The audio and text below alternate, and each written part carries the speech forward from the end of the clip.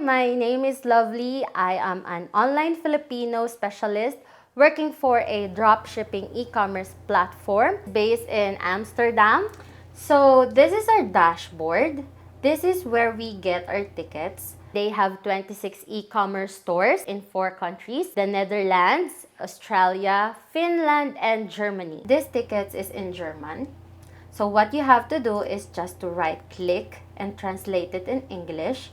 I mainly talk to our German customers through Reamaze. They'll email in German and it will be translated into English. I will reply in English and it will be sent in German. This particular customer is asking for a refund because the item that she bought doesn't fit her. My daily task includes answering customer inquiries regarding returns, exchange, refunds, delivery, and as a first resolution, what I did was I offer an exchange. I also communicate with suppliers regarding stocks, shipping, materials, and product descriptions. But she declined.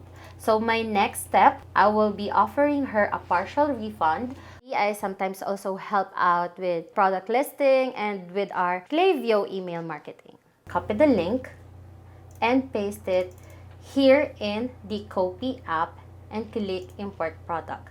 So it will import everything into your Shopify store. I am married for 9 years now and we have 3 children, ages 7, 5, and 1.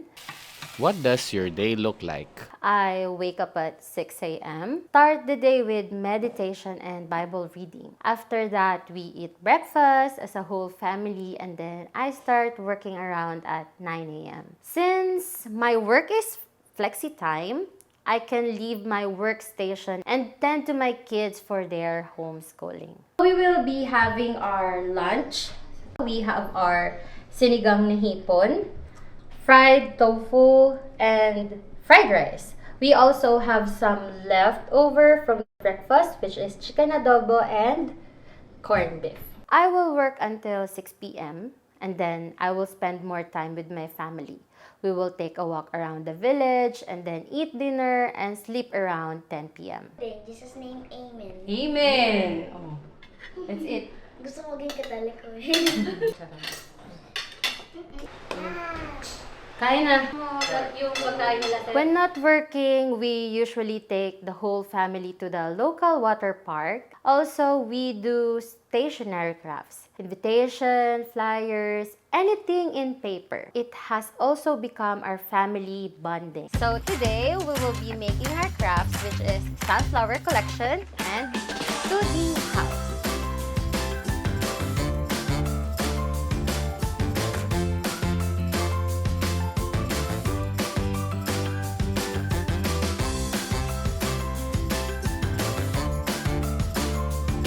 This is my 2D house. I have 3 layers sunflower. Yay! What advice would you give to employers who want to hire Filipinos?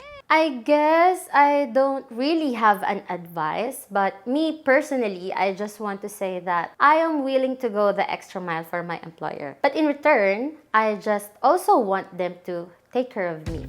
I am very happy with my work and our family lifestyle, and I am hoping to work with my Dutch employer for many, many more years as the business grows. Thank you, Onlinejobs.ph.